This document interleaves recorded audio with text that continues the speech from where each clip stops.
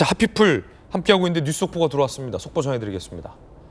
북한이 조금 전 탄도미사일을 발사했습니다. 요즘 북한이 계속해서 탄도미사일 발사 도발을 이어가고 있습니다.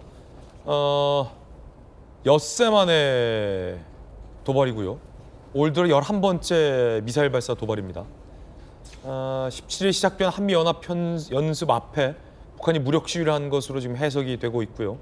합참에 따르면 북한의 탄도미사일이 700km 이상 비행을 했다라는 거면 탄도미사일의 사이즈는 꽤 큰 사이즈로 보입니다. 우리 국가안보실에서 긴급안보회의를 열고 북한의 도발을 즉각 중단할 것을 촉구하기도 했습니다. 다시 한번 뉴스 속보 전해드립니다. 북한이 조금 전 원산에서, 강원도 원산이군요, 동해상으로 탄도미사일을 발사했으니까 700km 정도 갔다는 거죠. 자, 그러면 그 동해로 간 700km의 궤적을 그대로 방향만 한반도로 바꾸면 한반도 전역이 다 사실은 저 북한 탄도미사일의 범위, 타격 범위 안에 들어옵니다. 그러니까 우리나라를 명백히 겨눈 탄도미사일 도발을 한 겁니다.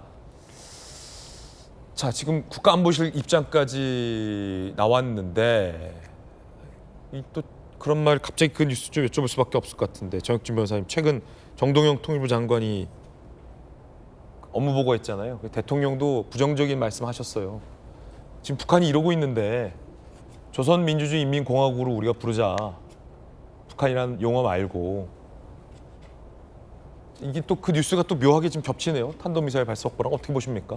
글쎄요, 근데 북한의 태도가 바뀌지 않았습니까? 우리나라의 태도는 그때그때 바뀌어요. 왜냐하면 정권이 어떤 정권이냐에 따라서 우호적으로 바뀔 때도 있고 강하게 나갈 때도 있고. 하지만 북한의 태도는 최근에 바뀌었는데 어떻게 바뀌었냐면요, 더 이상 북한은 우리나라가 같은 민족이라고 생각하지 않고요, 적국이라고 생각한다고 그랬습니다. 지금 제가 공허하다고 생각하는 게, 우리나라 선거 있을 때 주적이 누굽니까? 주적이 누굽니까? 그렇게 물어보는데, 그렇게 물어보지 말고요, 우리나라를 주적으로 삼는 나라가 어디입니까? 이렇게 좀 물어봤으면 좋겠어요. 우리가 어느 나라를 주적으로 삼느냐가 중요한 게 아니라 어느 나라가 우리나라를 없애버려야 될 주적으로 삼느냐, 명확하거든요. 이거는 북한에서 항상 이야기하고 있는 겁니다. 그러니까 저렇게 미사일 빵빵 쏘는 거 아니겠습니까? 그런데 하지 말라고 백날 촉구해봤자 과연 북한이 한 번이라도 이야기를 들었겠습니까? 이런 냉혹한 현실을, 국제 정치적인 현실을 좀 정확하게 파악해야 거기에 대한 대비가 이루어질 수 있는 것이 아닌가, 그런 생각 듭니다.